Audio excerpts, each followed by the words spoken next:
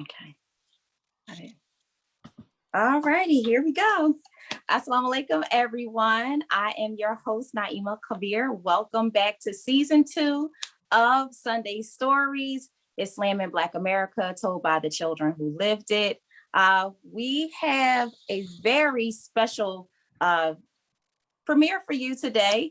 For those of you who are not familiar with Sunday Stories, it is one of our programs in BAM where we talk to members of the group as well as non-members of BAM, but everyone who was born and raised in Islam, and just giving us just a tidbit about their upbringing and what made their parents come to Islam and their experiences growing up in Islam. And so this morning, I know it's quite early. We usually have Sunday Stories at 1 o'clock, but today we have a special guest. Her name is Zainab Khabir. No relation. I don't want anybody to accuse me of nepotism, but she is a BAMAR member, and we will be talking with her today about her upbringing. And I just wanted to introduce you all to Zainab. Zainab, welcome to Sunday Stories. Thank you so much for joining us. I know we talked months ago about bringing you on, and I'm happy to have you for this season 2 premiere.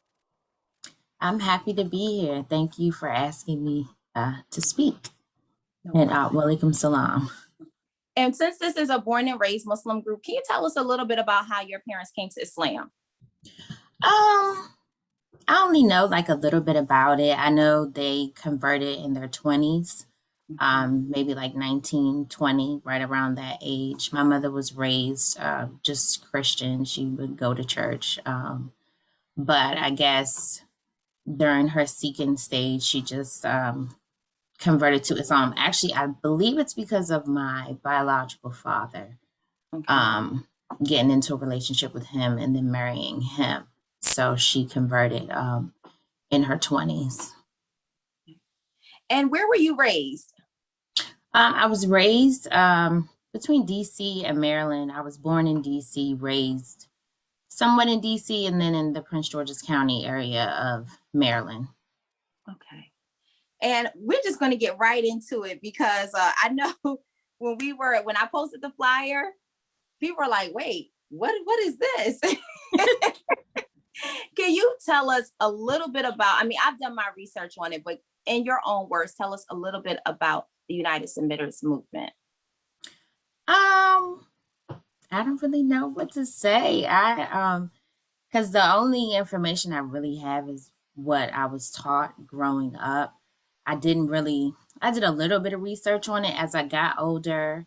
But for me, it was just like a different sect of Islam, where Rashad Khalifa was considered to be a messenger in Islam. And he was, that's it. He was a messenger, and we followed his teachings. And I guess the Quran that we used was a Quran that he or that community put together. And so that is what ruled us. Like, we didn't follow Hadith, Quran, Hadith, Sunnah, anything like that. We just followed Quran and Quran alone, but it was specifically the Quran that was produced by the submitters. The short name that I know is the submitters. I never really knew the long name. It was just, my mother always said, we are submitters. I'm like, oh, okay. That's the name that we went by. Okay. And it's interesting that you said that you grew up in between Prince George's County, Maryland, and Washington, D.C., because I know that there are Muslims of all different backgrounds. As a member of the Submitters movement, did you have any interaction with Muslim children, Muslim teenagers outside of the Submitters group? I did. The makeup is really, I have an interesting upbringing. So my mother split from my biological father, and she remarried my stepfather when I was 3. So that brought in an additional extended family, because I don't really have an extended family on my mother's side. It was just my mother and her sister, my aunt. So, and my aunt has special needs. So it's just really like my mom on that side. So when she married my stepfather, it brought in his side of the family. and he is one of 11 children. And of those 11 children, about 5 of them were Muslims. So we Okay. had somebody that was under the Nation of Islam. Um, and then I think maybe like 2 or 3 were in with the submitters.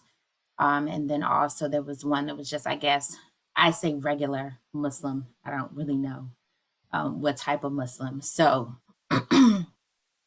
my cousins that I was raised around, my step cousins, those are the children that I interacted with for the most part. But then I went to Sister Clara Muhammad when I was in kindergarten. But after that, I went to regular public school. So I was around regular public school children. But it wasn't until high school where I started to be around other Muslim children. And that was when I discovered that we weren't quote unquote regular Muslims um, through the friends that I made in high school. Okay. And what kind of, if you don't mind sharing with us, what kind of instances did you run into where something clicked in your head like, we're a little different or they're a little different? Well, for the most part, well, I never covered.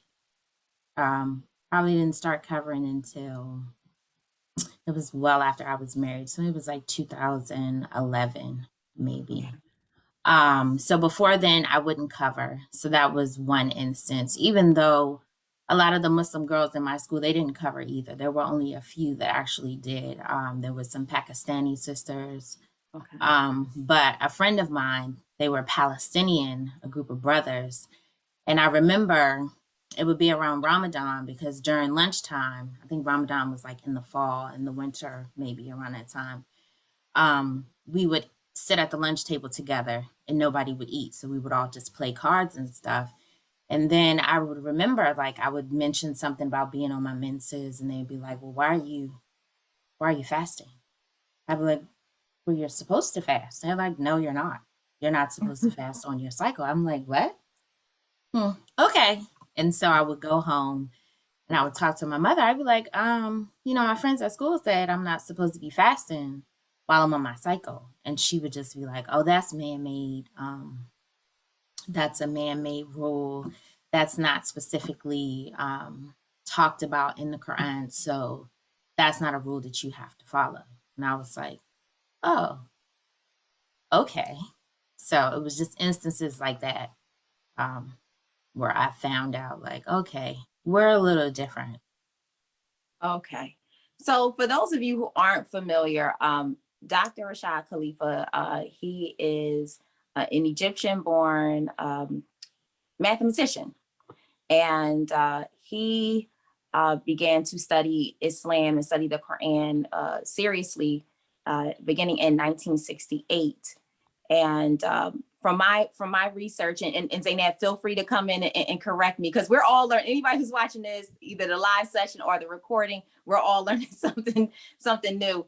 Was that he was trying to decode some of the opening chapters of some of the surahs, like Aleph Lam Mim, Aleph Lam Ra. We know that these are letters that only Allah knows the meaning to, but he was trying to decode them. He actually ran the Quran through like a computer, and he was trying to see, find out any commonalities. And that I remember researching that he kind of, I don't want to say had an obsession, but with the number 19. There was Yep. something with 19. Can you explain that? I'll explain it as best as I can. Okay.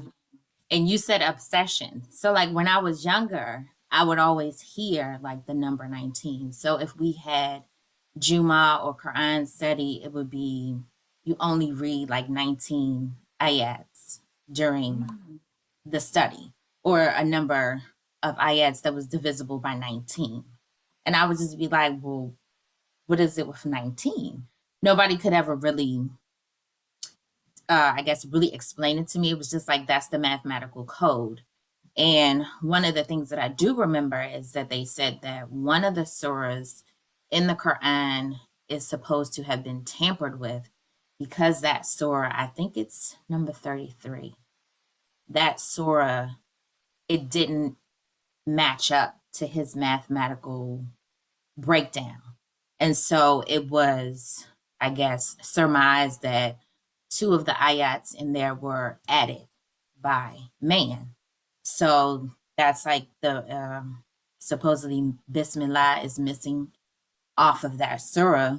Oh, Surah And Tova. Yeah. the reason why is because there were two ayats added. I believe it's, I don't want to, I think it's the one about the Prophet Sallallahu Alaihi Wasallam obeying him or something like that. And I would just be like, it always confused me as a child. Like, what is it with this number 19? This is really weird to me. But in the Quran that he produced, there was like an appendix in the back. So it would kind of like explain like different things that were different versus like regular Islam and I guess this sect of Islam. Okay. And see, that's what I wanted to get into, because I do remember reading that there were two verses that were deleted from the Quran. And again, I wanted to ask someone who was a member of the Semitic group, because we have so many we have so much misinformation and myths about other Islamic groups, other Muslims, and then we state those as if they're facts. And so that's one of the things I really like about Sunday Stories, is that we get to talk to people who actually lived it, and we can, go and say, listen, was this true? Was this not? So you do confirm that there was an emphasis on this number 19, and that there were two verses of the Quran that Dr. Rashad Khalifa had deleted because it didn't match up with his mathematical equation. So at what point did you say to yourself, because I know a woman's never supposed to tell her age, but were you like a teenager? Were you in elementary school when he was assassinated in 1990? I was still in elementary school. Okay. I was 9. And we didn't really know. I guess there was no big thing that I remember around his assassination. What I did find out as an older, like recently, maybe within the past 5 years, I found out from one of my aunts that it was like dangerous for us to even be associated with that sect at that time, because like other Muslims were like basically going to take out other Muslims that were practicing this and I guess associating themselves with him. So they kind of had to like lay low for a little bit. Mhm. And I was like, wow, I had no idea, at that time. Right. No idea. I do know that around probably a few years later, we had a community within our family. So with the Okay. aunts and uncles that had kids and stuff, we would all get together for Juma or Quran study. There were some other people outside of our family that would come, but I looked at it as like our family was like a community. So a little bit after that time, the community kind of like broke up. Okay. And everybody just kind of started doing their own thing. Like one of my aunties like kind of went into like Scientology, and another one of my aunties kind of like went back to Christianity, or just kind of, just wasn't so into the community. We still have a few family members that are in the community, but it's not like it was when I was younger. Okay. And speaking of, being in danger, the man who was later on tried and convicted of killing Dr. Khalifa. His name is Glenn Francis. He is an immigrant from a Caribbean country. This happened in 1990. He was actually extradited from Canada in 2013 back to the United States to stand trial, where he was convicted of murdering Dr. Khalifa. And what always stunned me is that as Muslims, we hear things from other Muslims that may disturb us. Their belief may not line up exactly with our beliefs. But To shed the blood of another Muslim it's never sat well with me, because I know of instances that were a little similar to what you described that happened here in Philadelphia back in 1986. And it just stuns me how we can be so worked that we interact with Christians every day who openly state that Isa alayhi salam is God or the Son of God, which is just blasphemous. And we tolerate them. We tolerate it. We don't like it. It stings our ears to hear some of these things, but we tolerate them. But when another Muslim has a different belief or has a different understanding, even if we find it blasphemous, that the first thing that we do is we try to make their blood lawful. And it just blows my mind. And to think that as a child being in that situation where you had to fear for your life, and not fearing from the non-Muslims, you had to fear other Muslims. When did you start to come out of that? Out of the community. When did the fear start to subside? Me personally, I wasn't aware of any of this. Oh, okay. I just knew that the community broke up. We weren't really meeting anymore. And it was just like, okay, I guess, we're doing something different. I didn't find out until later on in life that, that was a contributing reason, maybe for the breakdown. It was just like, it was a lot going on. I know my parents, they met Rashad Khalifa at one point, maybe at one of the, they had like conventions and stuff that they would go to. So they actually met him. But so I guess they kind of kept that away from the children. So we didn't really know that there was like danger. It was something that they knew about, and we weren't aware of. So did you all have your own mesh? I know you said you grew up in DC, Prince George's County in Maryland. I mean, for those who are unfamiliar with the DMV area, Prince George's County is like right there on the cusp of DC.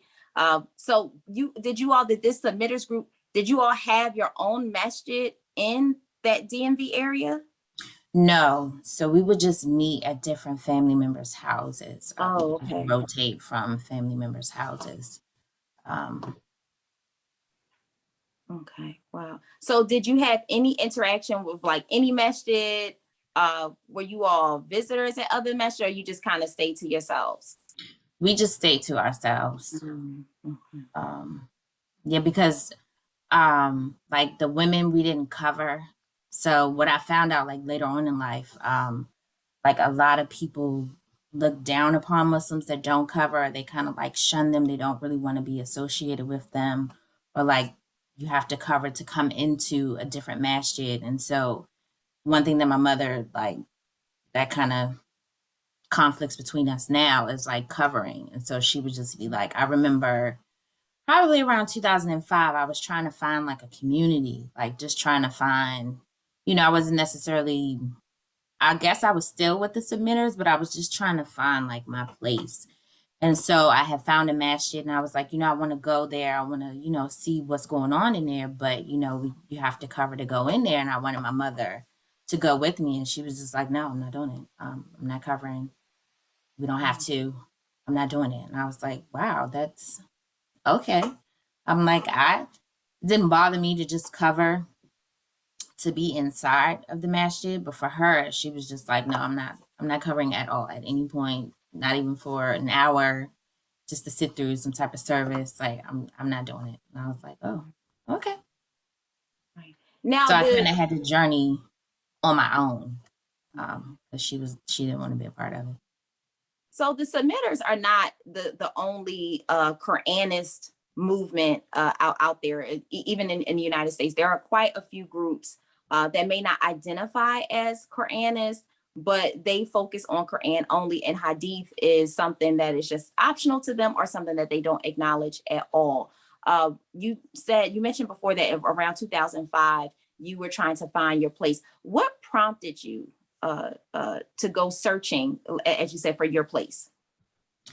I guess I kind of always felt alone, like in my religious journey. Because even as a child, like I started like fasting, like really fasting ninth grade in high school and like Okay. trying to make sure I was making all my prayers like all the time in high school.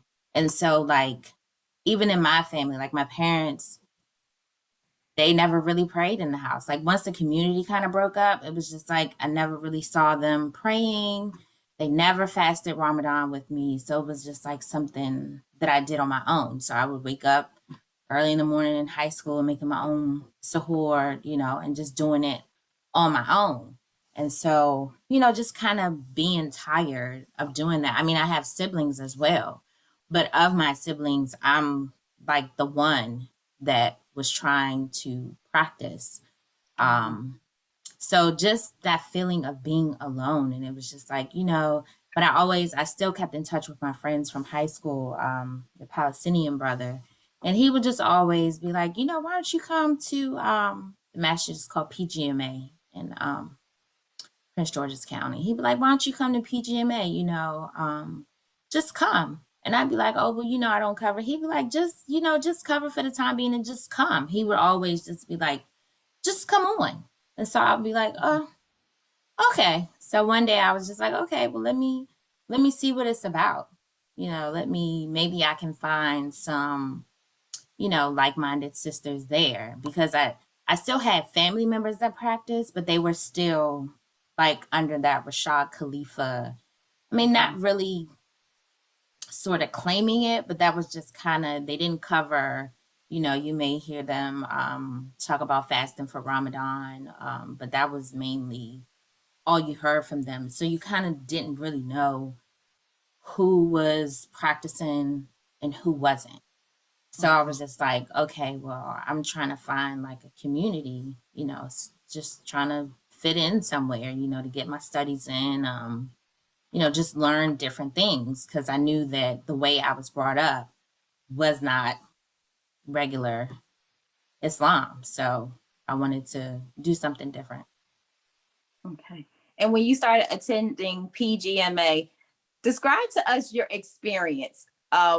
Just the first time being there, or what was it like for you? Because a lot of times we focus on what it's like for non-Muslims to come into a masjid, or for non-Muslims to come into a circle of Muslims who are following Quran and Hadith. But you're Muslim, but this is just a different experience for you. Can you describe that for us? It was, to me, it felt as if I was not Muslim, even though like I met with the Imam. And it was just, he asked me like, do you know how to pray? And I'm like, I told you I was Muslim. Like, why is that a question? Like, so he kind of treated me as if I wasn't Muslim. I don't think I was covering that day when I went in. But they did, introduce me to like the sisters committee, and it was like a sister that was ahead of them. So I was kind of in communication with her. But after that, but even after that, her and I kind of like, she made it clear from the beginning, like no one's going to want to associate with you because you don't cover. So they may be nice to you while you're here, but if you're out in the streets, like they're not going to want to associate with you because you don't cover. And I was like, wow, that's not nice at all. That's not very welcoming. And like her and I kind of got into it, like we got into like a heated conversation. She was just like, are you okay with not covering? Like, you're sinning for not covering. Are you ready to stand up on the day of judgment, with Allah and talk about you not covering? I was like, wow, this is a lot. So I still attended a few, like I went a couple times for maybe Juma, and then they had like sisters, halakas or something, and I went. But I never felt really welcome. And I know they had like a trip. They were gonna go to maybe New York or something to take a trip to go shopping. And I was like, oh, that seems like fun. And again, she was just like, look, don't be surprised if no one associates with you while we're on this trip because you don't cover it. And I was like, well, I mean, I'm covered when I come to the masjid. Like, I just take it off when I leave. So she was just like, if you take it off, like, they're not going to associate with you. And I was just like, okay, well, I'm not going to go on a trip. So I just kind of pulled back from that masjid. I was like, okay, maybe this just ain't the one for me. Because it didn't feel very welcoming. And it felt like it was like, you're not good enough. You're not a good enough Muslim. You're not really Muslim because you don't cover. That was like the main focus. Like, me not covering was the main focus. I would say that I'm surprised, but I'm not, because as Muslim women, we make, and even a lot of Muslim men too, they make the religion for women, it's all centered around covering. It's not centered around Tawheed. It's not centered around, belief in Allah and following the sunnah of his Prophet sallallahu alaihi wasallam. It's about covering, and everything else can go from there. But that's like, for some reason, that's the starting point with when it comes to Muslim women and girls. And I'm just floored by it, because covering was something, even during the time of the Prophet sallallahu alaihi wasallam, the ayah about hijab wasn't revealed until like literally like 2 decades after he became the messenger of Allah sallallahu alaihi wasallam. And I'm not saying that we should give people 20 years, 30 years or whatever to cover, but why is that always the starting point when it comes to women? I mean, Islam has to enter our heart first, and then everything on the exterior will inshallah follow. So I apologize. I feel so bad just listening to this story, because there are Muslims, and we'll pride ourselves on, we follow Quran and we follow Hadith, and we're all about the Sunnah. But when it comes to our interactions with other people, whether they're non-Muslims or they are current Muslims who are looking for a new community, we tend to drive them away with the things that are important, but they're not important right now.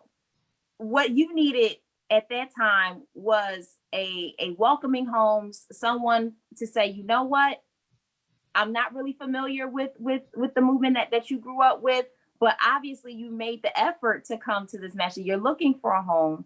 You're already Muslim. Let's go from there. So I'm just listening to this, and it's just breaking my heart, because I mean, this happens everywhere. In Maryland, it happens in Philly, it happens all over the place with sisters, where if they don't cover, or they don't cover to the liking of the women who attend that masjid, is almost like discarding them as if they're not Muslim at all. After that experience, after those experiences, what made you say, you know what, I'm still going to go the course, and I'm still going to go and look for a new community? Because somebody like me would have been like, forget all this. I did. For a while, I was just like, okay, that's not for me right now. So I'll just stay where I'm at. So I did. It wasn't until it's not really how I met my husband, but it has something to do with me meeting my husband. I met my husband at the job I have now. I work at a title insurance company. He was a real estate agent. And when I first got there, like, I met him and he was just like, oh, you're Muslim? And then he was just like, so we should just get married. And I was like, wow. Muslims get straight to the point. I'm like, no, you don't even know me. Like, you misspelled my name. Like, no, you're a little crazy. I can't, like, that's too much for me. So he would still do business. And it was kind of weird because I still had to interact with him, through work, but we kept it professional. But it wasn't until I guess December 2008. So like, let me take that back. I got to my job in 2004, January 2004. At some point, we had exchanged information and we had a couple conversations, and that's when he asked me to marry him, and I was just like, no.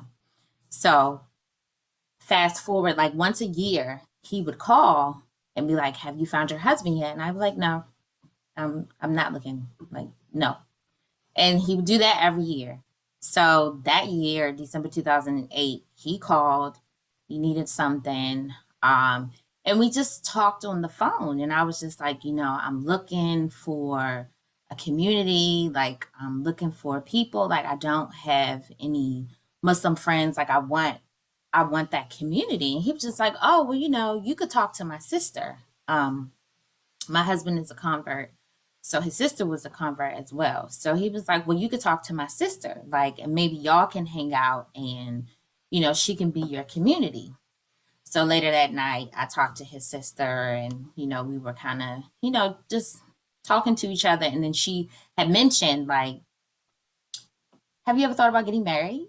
And I'm like, yeah. And she's like, have you thought about marrying my brother? And I was like, what? Like, this is not, what I was calling about. And so, I was just like, oh, well, he asked me to marry him a couple of years ago. And I was just like, no. And I didn't think about it since then. I was like, but, sure, I'll think about it. And so then he calls me back. He's like, look, I just want you to know I didn't put my sister up to that. That's not what I wanted. But if you are still interested, I'd like to marry you. And I was just like, okay, I'll think about it. And we ended up getting married like a month later. But so when I got married to him, during that process, like one of the things about the submitters is that they feel like if you mention the Prophet Muhammad, peace be upon him, his name during the Shahada, during prayer, anything, you are worshiping him. So a lot of like the Shahada that they do does not mention his name. Like a lot of the prayers that you're supposed to mention him, they do not mention him. So for my husband, he was just like, are you really Muslim? Because you don't mention him? Do you not believe in him? I'm like, no, I believe that he was the seal of the prophet. Like he was the last one. And so then we kind of got into the discussion. It was like, well, Rashad Khalifa can't be a messenger because he was not a prophet. And if the Prophet Muhammad, peace be upon him, was the last prophet, then how can this person be a messenger? Because you cannot be, if you are a messenger, you have to be a prophet. You can't just be a messenger. And so because there were no more prophets coming, he's not a messenger. And I was just like, oh, okay. So that was kind of like when I really like got into like the differences, like speaking with my husband about it. Cause he was like, he had heard of that sect. And his reasoning behind the reason why Rashad Khalifa was assassinated was because he tried to tamper with the Quran. And because he tried to do that, that's why they took him out. And I was like, oh, wow. Like these were things I really didn't, understand before. So we really got into the discussion during the time we were courting. And so for him, his main thing was you need to recognize the Prophet Muhammad, peace be upon him, and you need to say it, when you are praying and when you, say the Shahada, you have to say it. So that was a thing for him. And then, until then, I didn't really, like, that was just another thing that I really didn't, like, know that was a difference. Because, like, the Shahada for them is like, Ashhadu an la ilaha illallah wahdahu la sharika lah. Like, that's all that. So that's all I knew until, talking with my husband about it. And so that brought up a lot of issues with me and my mother because she was still a submitter. So this was December 2008. This is all going on. So she was still a submitter. And so I remember like all my life, she was just like, another belief of the submitters is Muslim women don't have to marry a Muslim man. You can marry anyone as long as they believe in God and God alone. So that's the criteria. So she was always like, you definitely don't want to marry a Muslim man that is Sunni, because my biological father was Sunni and they had like a very rough, horrible relationship. So that kind of like shaded her, I guess, view of Sunni Islam, because she will always be like, they're going to isolate you, they're going to abuse you, because I guess that was prevalent at the time in the community, because she was married to my biological father for 9 years. And so during that time, she kept going to the masjid trying to get a divorce from him because of the abuse that was going on, but they wouldn't grant her a divorce. So she kind of used that, I guess, sect or of Islam in a bad way.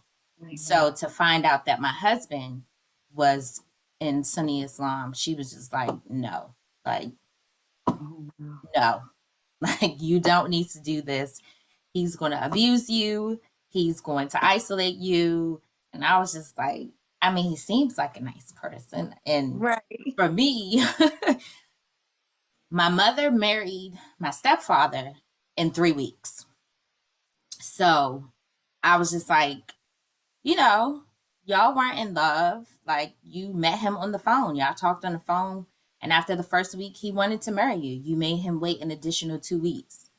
Like, you saw him the next week. Because my mother hung around my aunts before they became my aunts. So my stepdad's sisters and stuff, they were all in a community Oh, together. okay.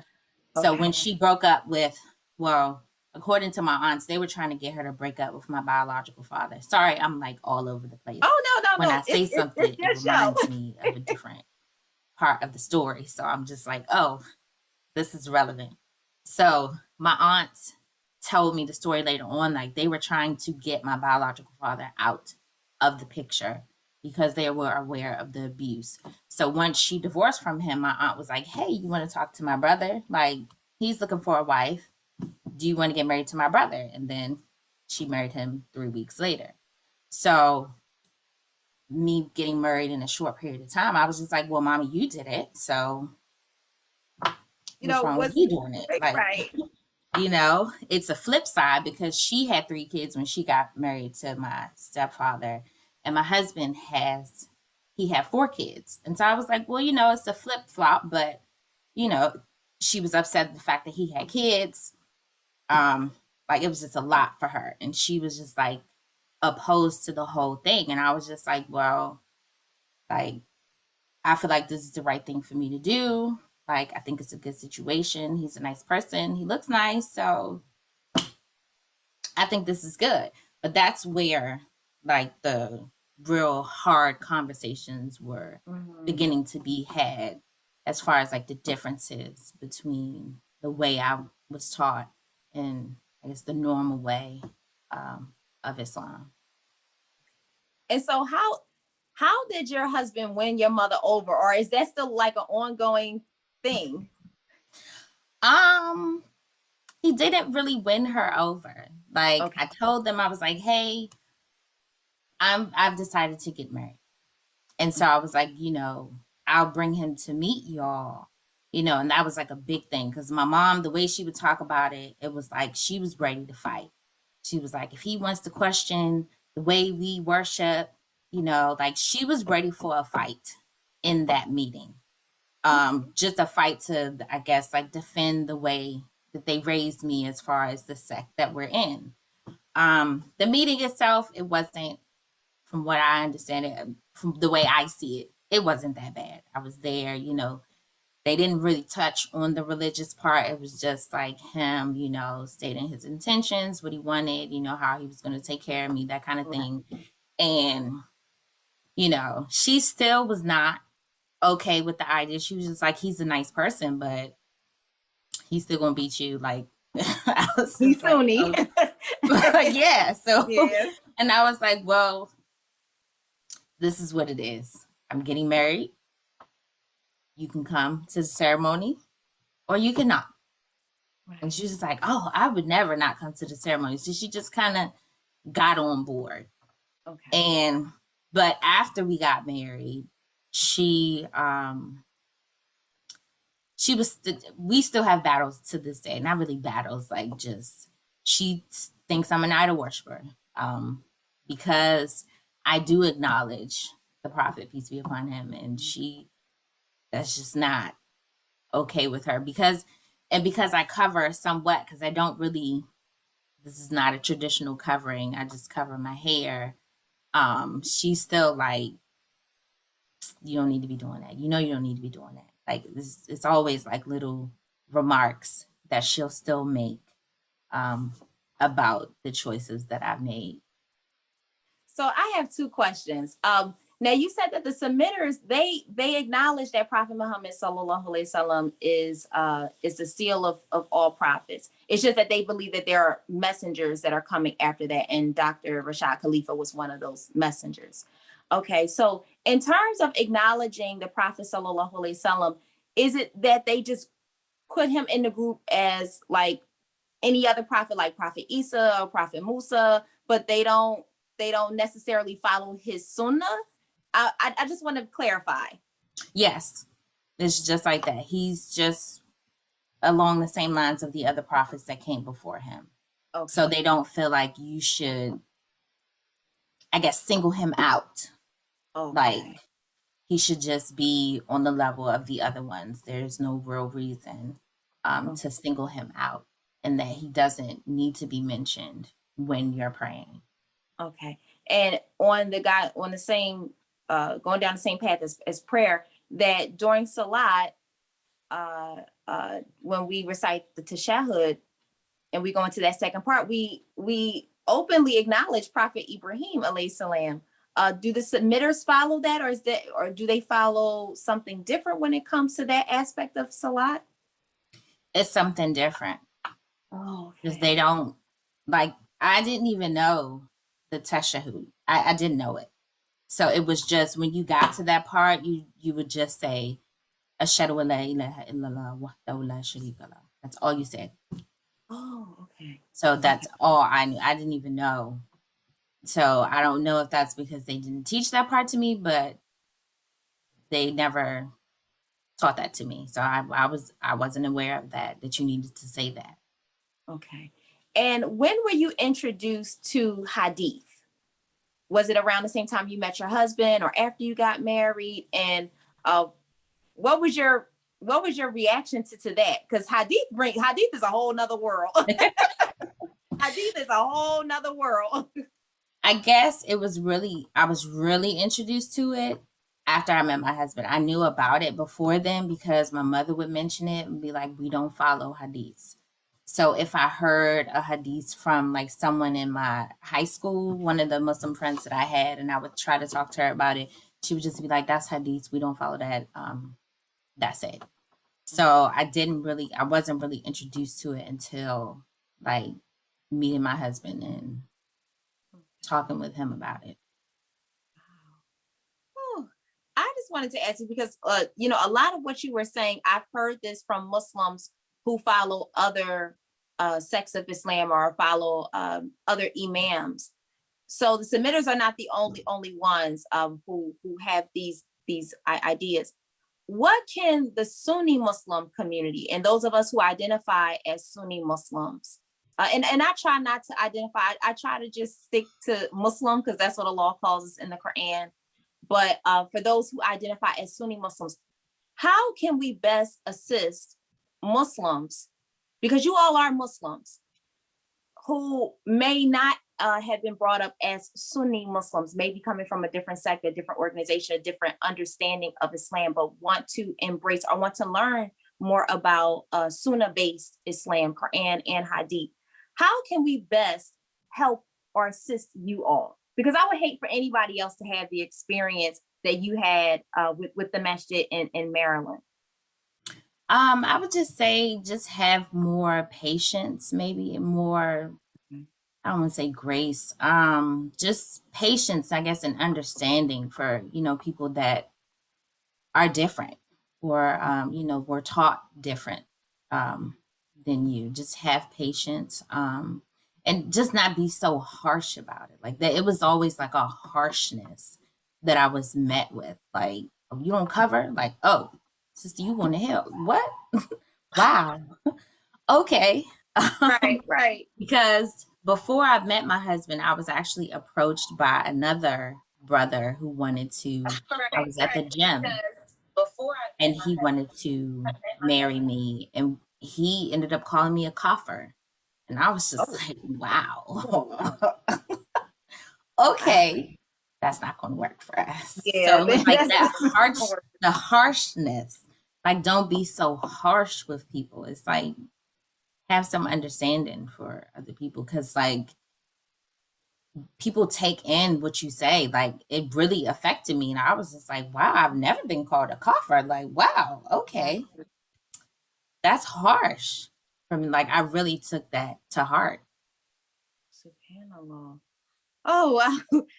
I'm learning so much. This is why I absolutely love Sunday stories. I love talking to people about their upbringing. I love talking to people about just their experiences, because even as Black American Muslims, we are not a monolith. We have diverse experiences, we have diverse upbringings.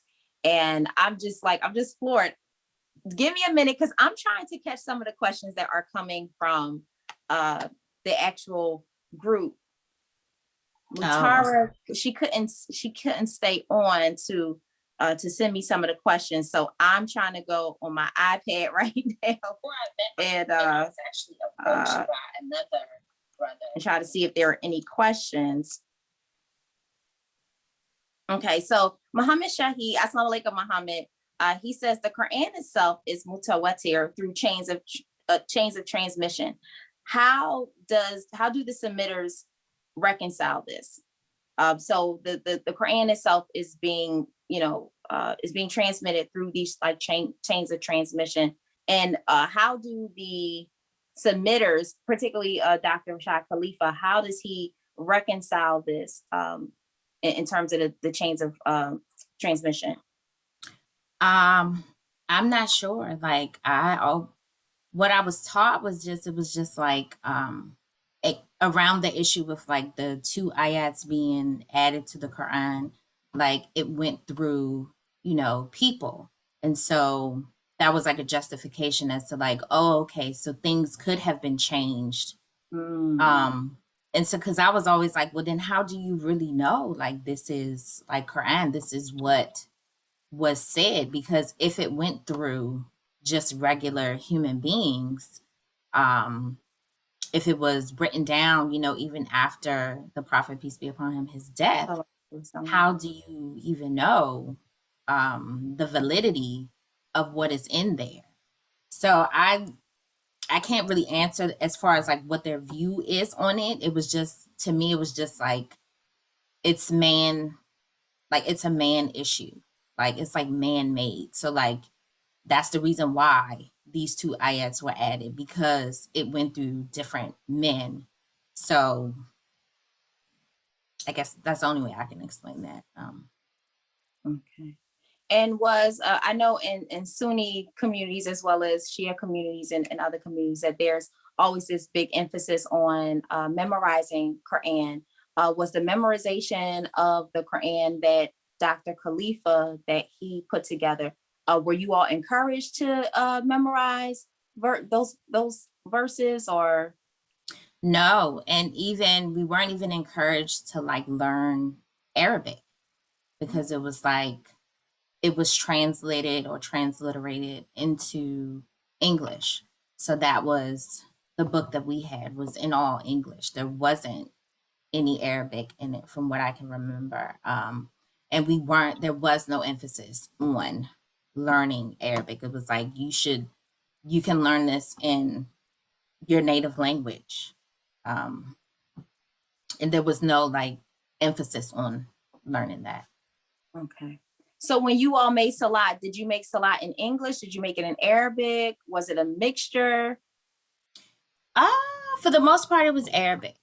Okay. But I do know, like, from my parents trying to teach my little sister, they taught her the English version first. She doesn't even really know the Arabic version. But I was taught the Arabic version, so I prayed with the Arabic. Okay. And I know you mentioned that your husband had 4 Uh-oh. children when you married him. Um, how are you changing the narrative for your children and your stepchildren? And have you talked to them about your upbringing with the submitters? I have not. Um, I don't know why. It could be. I don't even know why I have not talked to them about it. My stepchildren, they don't really practice Islam, so they get information from whatever my husband teaches them. So mainly, my husband is the one that's like leading the Islamic teachings, worship, and stuff in the house. So he's teaching the children. So it doesn't really come up like how mommy was raised, at like different things that um, I went through. Because I would say like it is still a struggle for me because I was raised that way. So it was in my head for so long. The way I look at things is still through like that lens first. So I kind of have to like fight within myself to figure out like what is actually true versus, what, I was taught or something like that. Um, it would be like being introduced to hadiths, reading some of them, and it's kind of like, hmm, okay. And then like for me, I'm just like, okay, if I can see that it was like based in the Quran and then like it's like more explained in the hadith, like I can understand it. But maybe if it's something that is like not even talked about in Quran, I'm just kind of like, I don't know about that. And the way my husband views it, he's like, there's certain hadiths that are like suggestions. They're not really required. Um, because one instance is one I can remember growing up is one of my cousins would get in trouble for eating with her left hand, but she was left-handed. So I it understand. was it was that kind of thing, and I was just like, wow, like that's a big thing. Like she's left-handed, she wasn't doing anything. It was natural for her, and it was like, oh, that's a hadith, and I was like, oh, so where does that come from? Like, is that based in the Quran? Like, what is that something that we have to do? Like, okay. Or walking into a room with your right foot. Like, we would get in trouble over one of my uncle's houses for doing that. Because, within the family, there were different variations of Muslims within the family as well. So, depending on whose house you went over, it was different rules. And so that was like confusing as a child as well. And so it was just like, okay, I don't really understand that, but okay. Yeah. I mean, hadith is, like I said, hadith is a whole nother world. And when you mentioned the eating with the left hand, like you just took me back to 1993. Like I remember sitting at the dinner table, my family, we always ate dinner together, Monday through Sunday. And this particular day, everyone had finished eating except my father and I. So I'm sitting directly across from Abu. And my parents are both right-handed, but 3 out of their 4 children are left-handed. But my father never paid attention to that. He just never noticed it. So I'm sitting across from him and I'm eating with my left hand because I'm left-handed. I'm about 11 years old at the time. And he just looked at me. He said, Shaitan eats with his left hand. And then he just like got up from the dinner table and like walked away. And for me, it was just like, he wasn't telling me like, stop, you better stop eating with that left hand. But it was just like, I'm going to give you a reminder and you could just do what you want from that. And from there, like, I remember from that point on, I started eating with my left hand behind my back and trying to eat with my right hand. And I remember like having to, learn how to eat all over again with a spoon. Like, and my hand would be shaking like this because I was trying to learn. And because I knew it was a hadith, but it wasn't something that he like was like, you have to do this or I'm gonna disown you, but it was just a reminder for me. I'm sorry, I'm going off on a tangent. When you said No. the with the left hand, child, I went all the way back in the time machine in 93. Like I remember that. But yeah, the hadith is just a different world because with the Quran, most Muslims they're okay with the Quran. They're like, all right, I can get with this. This makes sense. But when you start getting into hadith and there's some things that, Muslims are like, wait a minute, this is too much. But the thing about hadith is that, from my understanding, is that hadith, it breaks down the circumstances of which a verse was revealed. So with the submitters, do you all follow the tafsir of like Ibn Kathir, or is it just strictly the tafsir or the explanation of Dr. Rashad Khalifa? It's strictly the explanation of Dr. Rashad Khalifa. Okay. Wow. And I mean, did he ever have like, um, I don't know, classes where he explained different verses and why they were revealed under what circumstances? Not that I'm aware of. If he did, Okay. it would probably have been something that my parents went to and not Okay. really us, because we never went to, like, when they went to conventions and stuff, we never went. It was Right. just something that the parents did. The kids didn't go. Okay. And do you know roughly, I know that there are people who are still meeting who identify as submitters, but like you said, after he was assassinated in 1990, like the different groups, they just kind of dissipated. They just kind of went their own way, and like you said, some people went into other sects of Islam. Some people left Islam altogether. Uh, are you still in contact outside of your family? Are you still in contact with any of the submitters? Um, no, Okay. no. My mother is, so they meet. They do Quran study Mm. on Saturdays, and they still meet. And they still get together. Like to do, I don't know if what they last did was like a convention, but they got together. Um, and I think they have a Facebook page Oh, or wow. or something. Like somebody posted a picture on Facebook, something like that. But she's still in touch with them. Okay. Wow. I'm just going to go back and want to look at some more questions if there were some more questions that came in. Because there are people who are up with us today. And I don't want them to feel like I'm not paying attention to their. Okay. Muhammad Shahi wants to know, do they still have yearly meetings in Jamaica, Queens?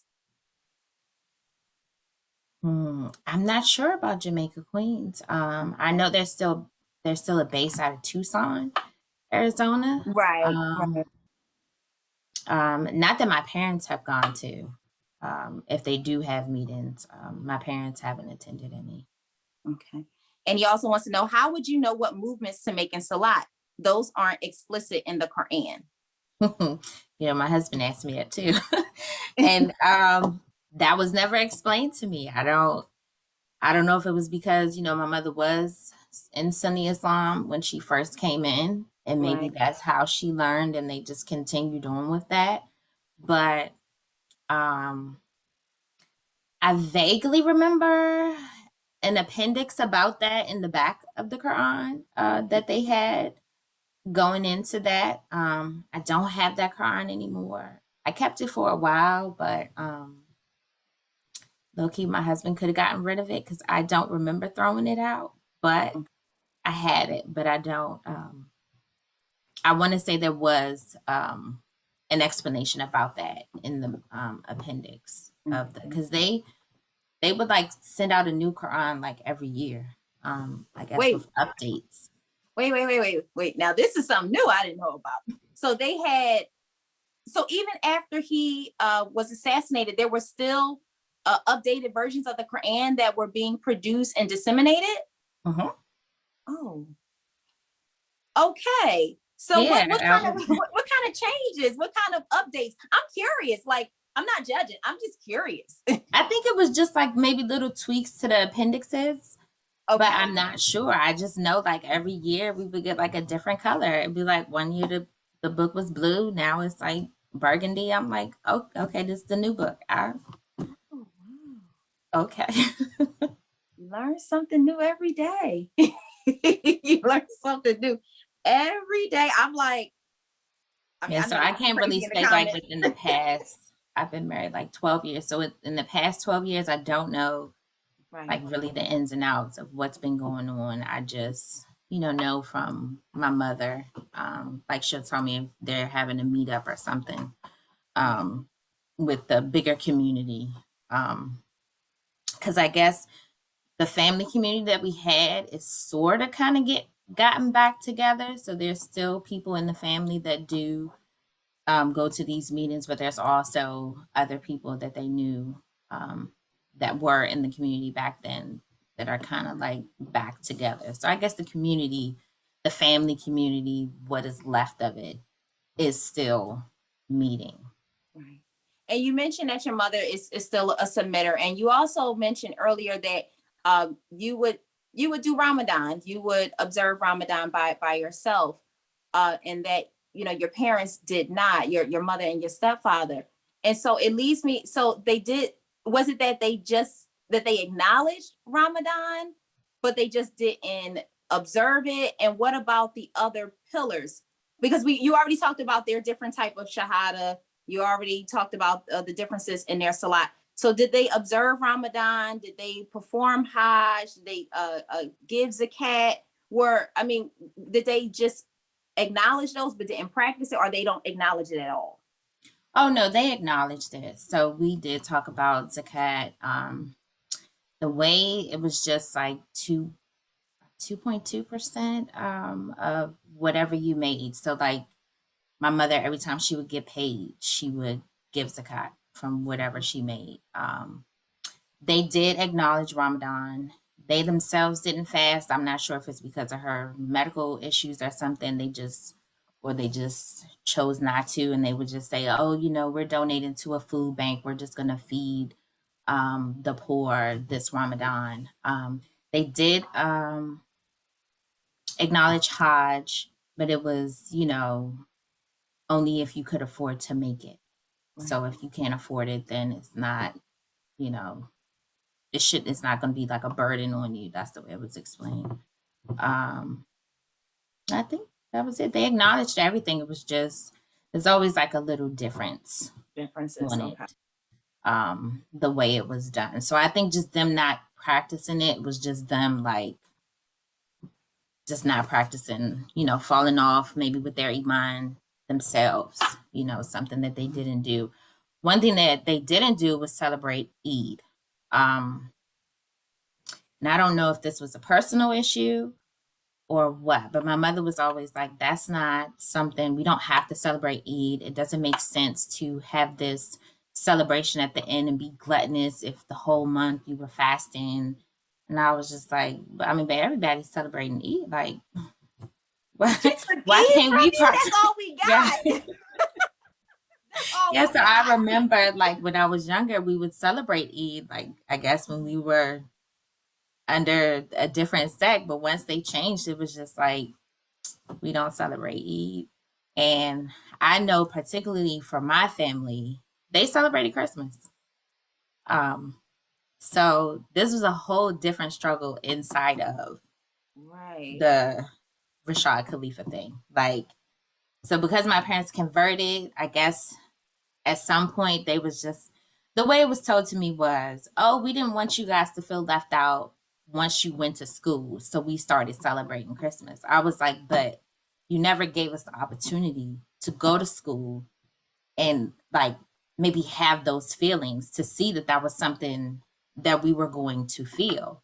Because for me, it created additional issues. So it's like, not only are we in a different sect that's not the same, we also celebrate Christmas.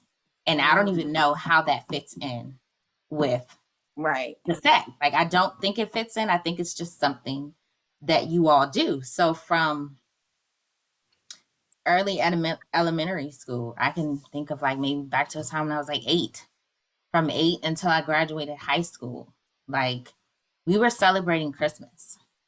And so that was an additional fight that I had to have. So it was already, you're a different kind of Muslim. And then it's like, are you even Muslim? Because y'all celebrating Christmas.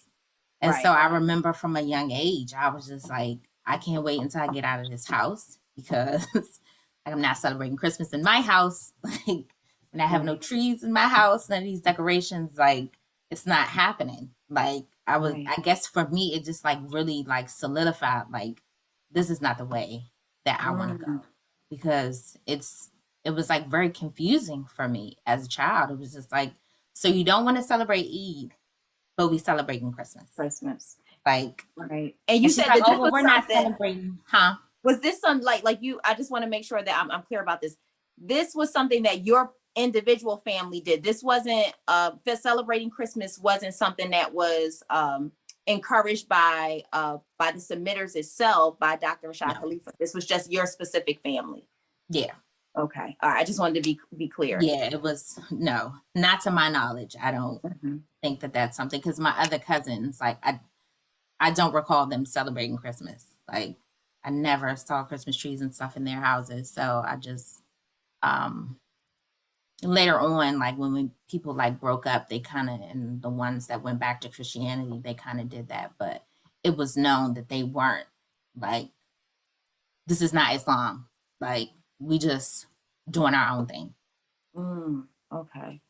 And I'm glad that you brought this. I really appreciate your transparency through this entire interview because it's difficult to come out in front of a group of Muslims, born and raised Muslims at that, and share your upbringing and some of those things were like would be considered blasphemous, to a lot of Muslims. And I also appreciate everybody who's watching us live now because everybody has been, from what the comments I've been reading, have been very respectful and very open-minded. So I want to shout all of you out as well.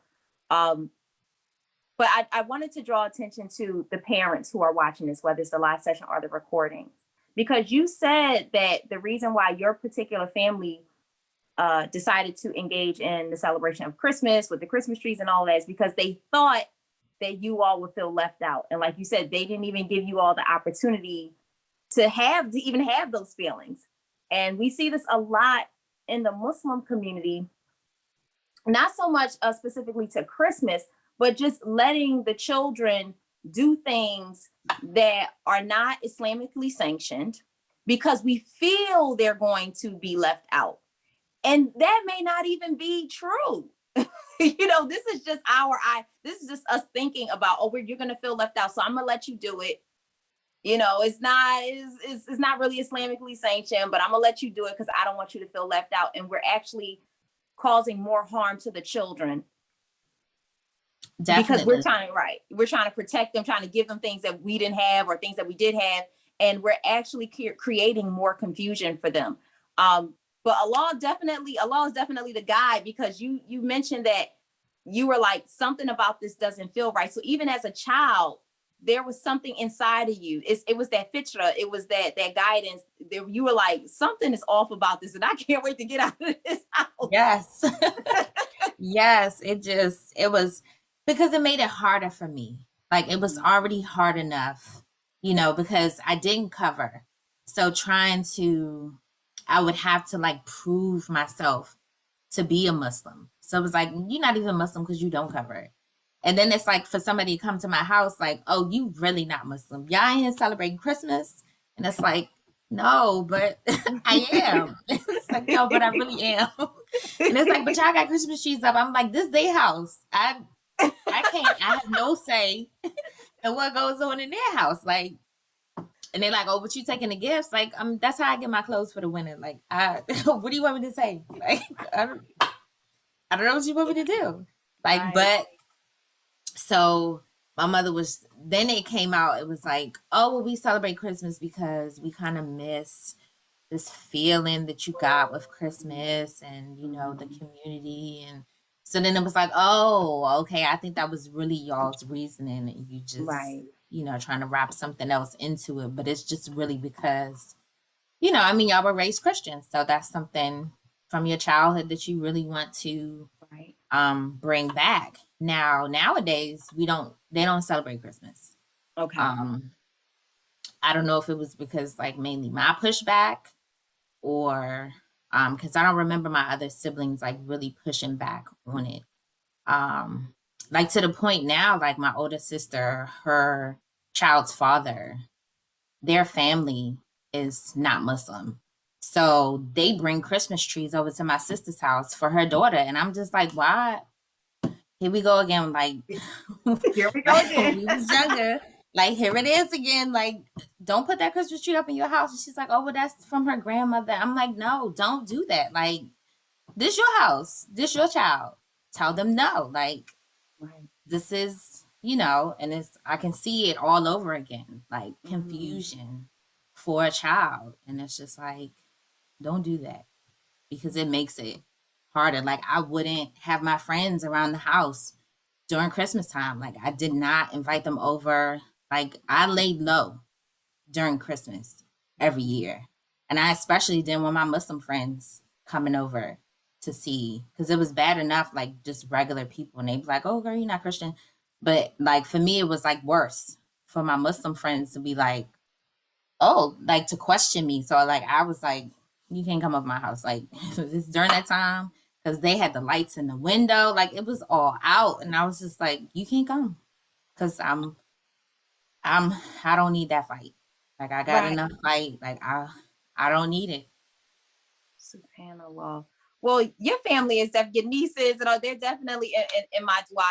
It's hard to watch, as your siblings branch off and they start their own families, and what they allow, what they don't allow, and that's a difficulty. That's a jihad in and of itself. Watching your other siblings kind of I don't want to say create their own Islam, but go their own path of how they understand Islam and how they practice it.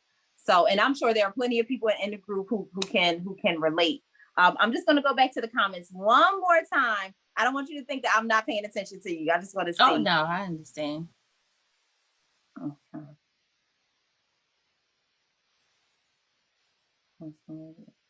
Okay, I'm trying to go in. Oh, subhanallah. Okay. Yeah, Amira Hakeem says so much stress for a child. MashaAllah. But I just want to thank you again because I know you got to get ready for work. And I apologize to Oh no, everybody in BAM. I'm In at BAM, work. I know they were like 8 o'clock in the morning. But usually we have Sunday stories from 1 to 2:30 p.m. Eastern Standard Time. But when it comes to the guests, I will make accommodations to accommodate their schedules because you all are doing us a favor by coming on the show and sharing your stories and being transparent with us. A lot of people who come on Sunday Stories, this is the first time that they've ever spoken openly and on a public forum about their upbringings. And so I try to handle that with care, and I try to be as accommodating as I can be. Zainab, I cannot thank you enough. And I gotta say this, my mama. Okay, so my parents are Kabir too. My mother's middle name is Zainab. So, and then I know another Zainab who I believe is from Maryland, and her family is Shia Muslim. So they're all like all these Zainab Kabirs I know. Oh wow. Like I have to introduce y'all because she's from Maryland too. But I it's just a funny story. Like no one in my family is named Kabir. Like it's just I guess back in DC at the time, you didn't have to take the name of the parent, like their legal name, because my parents they didn't change their legal names. They just right. went by different names in the community, but they never changed their legal names. Okay. So, but they gave us Muslim names at birth. The only one of my siblings that does not have Kabir as his last name is my brother because he was born in Maryland. And at the time in Maryland, you had to take the name of the father, like their legal name. If you were going to give them a name, it had to be someone's legal name Right. of the parents.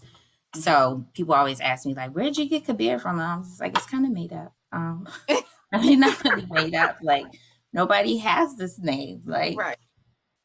they just gave it to me. But I actually know a family. I'm not gonna say where they're from, but their parents have their legal birth names. But when all of their children were, and they had a good number of kids, they gave them Islamic names. Y'all don't beat me up in the comments. I'm not arguing with y'all today about Islamic names. We done already had that argument, but y'all know what I'm talking about. The names that are either the names of the prophets, peace be upon them all, or one of the names of Allah. Y'all know what I'm talking about. But they gave all their children like these Islamic names, and the parents never changed their names, but they were like, I wanted my children to have an Islamic name. So that went on a lot. Where some parents changed their names, my parents did, other parents didn't change their names. So that's just another like Black American Muslimism that we got going on, with us. But yeah, I know growing up, my family were the only Kabirs that we knew. And then there's also Kabir. So like our name is Kabir, which means all aware. And then there's Kabir, which means that the most great. And then there's like Mus'haf Khabir, which is another attribute of a law. So yeah, I didn't know any Khabirs until I was an adult, and I met the other Zainab Khabir that I was talking to you about. I believe her family is in a Shia sect, but she was the only one. But even though I know we're not related, I always have like a special place in my heart for the Kabirs. Aw. So it's sound weird, but I'm like, No, oh, I get it. Kabir. So Yeah, I thank you just so came to much. work early. Oh, you just Like, came to I'm work? Okay. fine on time. I just came in. I said I would do it early. Normally, no one comes in during the day here, but Okay. sometimes they do, but the later on in the day. So I just didn't want a whole bunch of people in here. Oh yeah, I But I appreciate just it. came I'm so early. thankful.